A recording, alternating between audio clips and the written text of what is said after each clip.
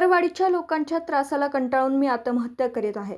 आरोपीवर योग्य ती कारवाई करावी अशी सुसाईड नोट लिहून ती स्टेटसला ठेवली. त्यानंतर तरुणाने राहत्या घरात गळफास घेऊन आत्महत्या केल्याची घटना 31 जुलै रोजी पहाटेच्या सुमारास घडली. या घटनेबाबत 4 जणांवर आत्महत्येस प्रवृत्त केल्याचा गुन्हा दाखल करण्यात आला.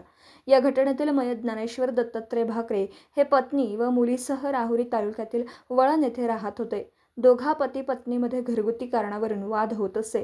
गेल्या 5 महिन्यांपूर्वी ज्ञानेश्वर व त्यांची पत्नी धनश्री यांचे घरगुती कारणावरून वाद झाल्याने पत्नी तिचे माहेरी पैठण येथे गेली होती.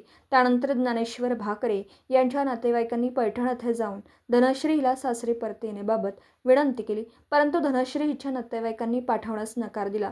त्यानंतर मयत ज्ञानेश्वर यांनी त्यांच्या पत्नीला सासरी वळण येथे येण्याबाबत बराच वेळा मोबाईलवर कॉल करून सांगितलं, परंतु ती आली नाही. नातेवाईक मयत ज्ञानेश्वर यांना शिवीगाळ करून केस करण्याची धमकी देत होते.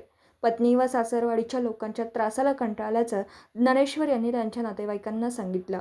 31 जुलै रोजी मध्यरात्रीनंतर ज्ञानेश्वर यांनी एका कागदावर सुसाईड नोट लिहून ती स्टेटसला ठेवून आपल्या राहत्या घरात गळफास घेऊन आत्महत्या केली. मी स्वतः ज्ञानेश्वर दत्तात्रय भाकरे आत्महत्या करीत आहे, कारण मला माझ्या सासरवाडीच्या लोकांनी खूप त्रास दिला आहे. माझ्यावर खोटा गुन्हा दाखल केला आणि माझ्या घरच्यांवर सुद्धा खोटा गुन्हा दाखल केला. माझ्या मोबाईलमध्ये सर्व रेकॉर्डिंग आहे, असा सुसाईड नोटमध्ये मजकूर लिहून आरोपींची नावे टाकून त्यांच्यावर योग्य ती कायदेशीर कारवाई करावी अशी मागणी केली आहे.